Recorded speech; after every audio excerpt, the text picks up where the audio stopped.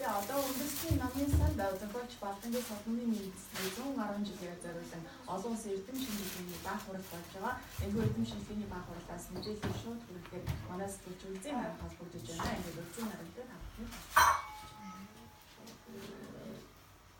Монголын шинжлэх ухааны байгууллага уйган цэцгэлгийн нэг ихэд утга зохиолч судлаач Балдангийн содны ухааны үндэсний 110 жилээр зориулсан олон улсын эрдэм шинжилгээний хурал яг одоо улсын төв намын санд болж байна. Энэхүү олон улсын эрдэм шинжилгээний хурлаар түүний нам төрдөг болоод бүхэн хийсэн судалгааны асуудлуудыг хилцэж байгаамаа. Тэгэхээр энэ талаар бид ярилцахаар өнөөдөр шинэ ухааны захирал одоо бэлгүүтэйтэй уулзаад байна. За тэгэхээр өнөөдөр энэ олон улсын хурлаар яг ямар асуудлуудыг хилцэж өнөөдөр судалгаас шинжлэх ухааны байгууллагыг одоо үүсгэн байгуулах чухал нөлөө үзүүлсэн хүмүүсийн нэг гэж онцолж авч байна. За тэгэхээр өнөөдөр төлснөөс нь хойш одоо 110 жилийн ойг хийж байгаа. Балдангийн содны гэдэг юм бол манай одоо шинжлэх ухааны академийн хэл зохиолын хүрээлэнтэй наадах түүхийг холбогдолтой юм байна.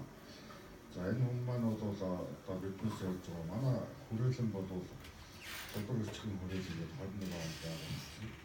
Тэр үеэс бол орчин үеийн Монголын ном судрыг судлах энэ ажлыг одоо эхэлж байсан.